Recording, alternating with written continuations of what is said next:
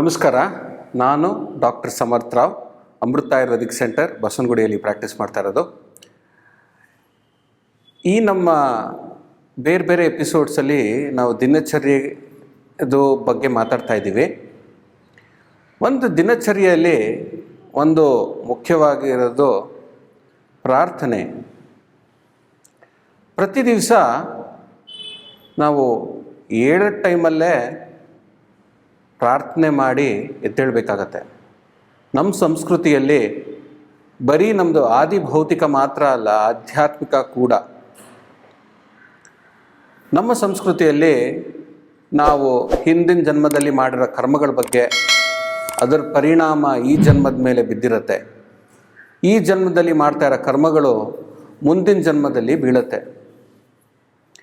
ಪ್ರಾರಬ್ಧ ಕರ್ಮ ಅನ್ನೋದು ನಮಗಾಗಲೇ ಅದು ಫಲ ಕೊಡ್ತಾ ಇರೋ ಕರ್ಮ. ಅದು ಈ ಜನ್ಮದಲ್ಲಿ ಇದನ್ನು ನಾವೇನು ತಡೆಯೋಕ್ಕಾಗಲ್ಲ.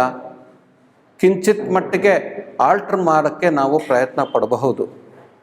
ಆದರೆ ನಮ್ಮ ಹಿಂದೆ ಎಲ್ಲ ಕೂಡ್ಕೊಂಡಿರೋ ಕರ್ಮಗಳನ್ನ ನಾವು ಕಳ್ಕೊಳ್ಳೋಕ್ಕೆ ನಾವು ಭಗವಂತನಲ್ಲಿ ಪ್ರಾರ್ಥನೆ ಮಾಡ್ಕೊಬೋದು.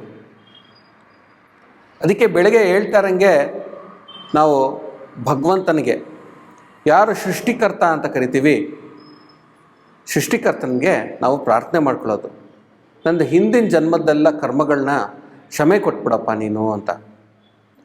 ಅದು ಬೆಳಗ್ಗೆ ಆ ಥರದ್ದು ಯೋಚನೆ ಮಾಡೋದ್ರಿಂದ ನಮ್ಮಲ್ಲಿ ಒಂದು ಪಾಸಿಟಿವಿಟಿ ಉತ್ಪತ್ತಿ ಆಗತ್ತೆ. ಸೊ ಪ್ರಾರ್ಥನೆ ನಾವು ಎದ್ದಾಗಿಂದ ಶುರು ಮಾಡ್ಕೊಬೇಕು. ಆದರೆ ಈ ಸ್ನಾನದ ನಂತರ ನಾವು ಈ ಪ್ರಾರ್ಥನೆ ಮಾಡೋದು ತುಂಬ ಇಂಪಾರ್ಟೆಂಟು. ಅದು ನಾನು ಹೇಳಿದ್ದು ಬ್ರಾಹ್ಮಿ ಮುಹೂರ್ತದಲ್ಲಿ ಎದ್ದಾಗ. ಈ ಬ್ರಾಹ್ಮಿ ಮುಹೂರ್ತದಲ್ಲೇ ನಾವು ಪ್ರಾರ್ಥನೆ ಮಾಡೋದು, ಜಪ ಧ್ಯಾನಗಳು ಮಾಡೋದ್ರಿಂದ ನಮ್ಮ ಮನಸ್ಸು ಇಂದ್ರಿಯಗಳು ಏಕಾಗ್ರತೆ ನಾವು ತರಬಹುದು. ಆಯುರ್ವೇದದಲ್ಲಿ ನಾವು ಒಂದು ಹೇಳ್ತೀವಿ, ಕಾಯಿಲೆ ಬರೋದಕ್ಕೆ ಏನು ಕಾರಣ? ಕಾಯಿಲೆ ಬರೋದಕ್ಕೆ ನಾವು ನಮ್ಮ ಇಂದ್ರಿಯಗಳನ್ನು ನಾವು ಅತಿಯಾಗಿ ಅಥವಾ ವಿರುದ್ಧವಾಗಿ ನಾವು ಬಳಕೆ ಜಾಸ್ತಿ ಮಾಡಿದ್ರೆ, ಸಾತ್ಮ್ಯವಾಗಿಲ್ಲದೇ ಇರೋದನ್ನು ನಾವು ಜಾಸ್ತಿ ಇಂದ್ರಿಯಗಳನ್ನ ಭೋಗಿಸೋಕ್ಕೆ ನಾವು ಪ್ರಯತ್ನ ಪಡಿದಾಗ ಅದರಿಂದ ಕಾಯಿಲೆಗಳು ಉತ್ಪತ್ತಿ ಆಗತ್ತೆ. ಸೊ ಇವಾಗ ನಾವು ಏನೋ ಒಂದು ರುಚಿ ಆಯಿತು, ತುಂಬ ಜಾಸ್ತಿ ತಿನ್ನಕ್ಕೆ ಹೋದ್ವಿ, ಅಥವಾ ತುಂಬ ನೋಡೋಕ್ಕೆ ಹೋದ್ವಿ.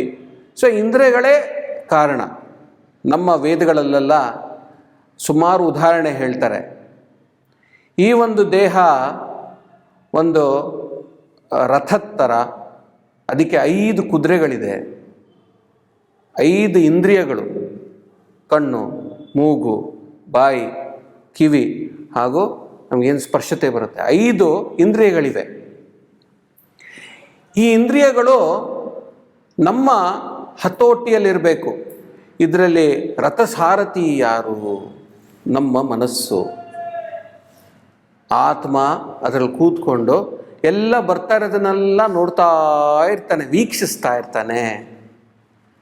ಭಗವದ್ಗೀತೆಯಲ್ಲಿ ಕೃಷ್ಣ ಹೇಳ್ದಂಗೆ 2ನೇ ಚಾಪ್ಟರು, ಅದ್ರಲ್ಲಿ ಕೃಷ್ಣ ಹೇಳ್ದಂಗೆ ಆತ್ಮಕ್ಕೆ ಒಂದು ಸಾವಿಲ್ಲ, ಜನ್ಮ ಇಲ್ಲ. ಅದನ್ನು ಯಾರು ಬೆಂಕಿಯಿಂದ ಸುಡಕ್ಕಾಗಲ್ಲ, ಕತ್ತಿಯಿಂದ ಕತ್ತರಿಸಕ್ಕಾಗಲ್ಲ.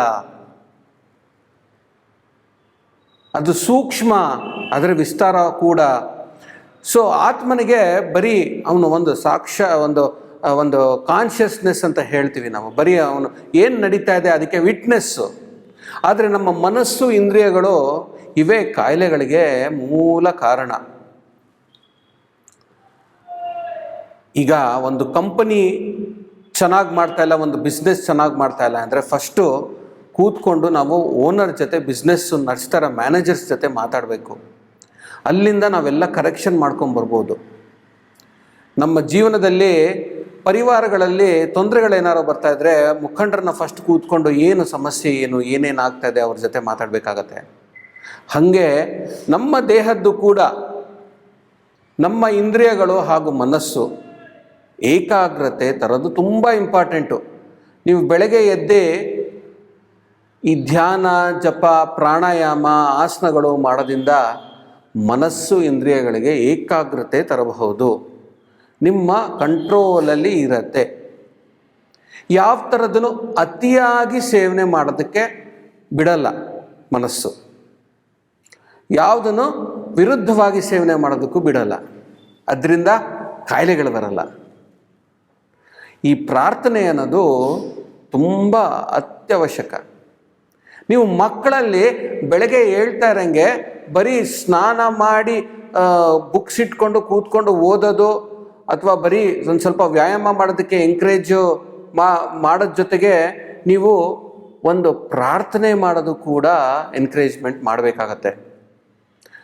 ಆ ಮಕ್ಕಳಿಗೆ ಪ್ರತಿ ದಿವಸ 10ರಿಂದ 15 ನಿಮಿಷ ಕೈ ಜೋಡಿಸಿ ಒಂದು ಕಡೆ ಕೂತ್ಕೊಂಡು ಭಗವಂತನ ವಿಗ್ರಹನೋ ಏನೋ ಒಂದು ಇಟ್ಟು ಅದ್ರ ಮೇಲೆ ಭಗವಂತನ ಒಂದು ಸ್ತುತಿ ಅಥವಾ ಒಂದು ಮಂತ್ರನೋ ಒಂದು ಪ್ರಾರ್ಥನೆಯೋ ನೀವು ಹೇಳ್ಕೊಡ್ಬೇಕಾಗತ್ತೆ. ಇದರಿಂದ ಮಕ್ಕಳಲ್ಲಿ ಬೀಳೋ ಪರಿಣಾಮ ಏನು ಅಂದರೆ ಆ 10 ನಿಮಿಷ 15 ನಿಮಿಷ ಆ ಮಗುವಿಗೆ ಬೇರೆ ಪ್ರಪಂಚದ್ದು ಏನೂ ಗೊತ್ತಿರಲ್ಲ, ಆ ಸ್ತುತಿ ಹೇಳ್ತಾ ಕೂತ್ಕೊಳ್ಳುತ್ತೆ, ನಿಂತ್ಕೊಳ್ಳುತ್ತೆ. ಅದರಿಂದ ಏನಾಗುತ್ತೆ ಅಂದರೆ ಒಂದು ಏಕಾಗ್ರತೆಗೆ 10 ನಿಮಿಷ ಅವಕಾಶ ಕೊಡ್ತಾ ಇದ್ದೀರಾ ನೀವು.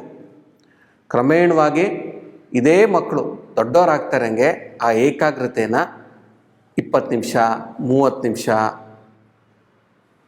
ಮಾಡ್ಕೊಂಬಂದರೆ ತುಂಬ ಇಂಪಾರ್ಟೆಂಟು. ಯಾತಕ್ಕಂದರೆ ಈ ಮಗು ದೊಡ್ಡದಾಗಿದ್ಮೇಲೆ ಸಂಸಾರದ ಎಲ್ಲ ಸಮಸ್ಯೆಗಳಿಗೆ ಕೆಲವು ಸಲ ಏಕಾಗ್ರತೆ ತುಂಬ ಇಂಪಾರ್ಟೆಂಟು. ಮನಸ್ಸು ಕಂಟ್ರೋಲು ಹತೋಟಿಯಲ್ಲಿ ಇಟ್ಕೊಳ್ಳೋದು ತುಂಬ ಇಂಪಾರ್ಟೆಂಟು. ಅದರಿಂದ ಕೋಪ ತಾಪ ಯಾವ ಥರದ್ದು ರಾಗದ್ವೇಷಗಳಿಗೆ ಒಳಗಾಗದೆ ಈ ಮನಸ್ಸನ್ನ ಒಂದು ಕಂಟ್ರೋಲ್ ಇಟ್ಕೊಂಡು ಕಲ್ತ್ಕೊಂಡ್ಬಿಟ್ರೆ ಜೀವನ ಮುಕ್ಕಾಲು ಭಾಗ ಗೆದ್ದಂಗೆ. ನೀವು ಸ್ಕೂಲಲ್ಲಿ ಹೇಳ್ಕೊಡೋ ಪಾಠಕ್ಕಿಂತ ಮನೆಯಲ್ಲಿ ಪ್ರಾರ್ಥನೆ ಹೇಳ್ಕೊಡೋದ್ರಿಂದ ಈ ಮಗುಗೆ ಒಂದು ಏಕಾಗ್ರತೆ ಒಂದು ಬೆಳೆಯೋಕ್ಕೆ ಶುರು ಆಗುತ್ತೆ. ಈ ಸಂಚಿಕೆಯಲ್ಲಿ ನಾನು ಸ್ವಲ್ಪ ಮಟ್ಟಿಗೆ ಪ್ರಾರ್ಥನೆ ಬಗ್ಗೆ ಹೇಳಿದೆ.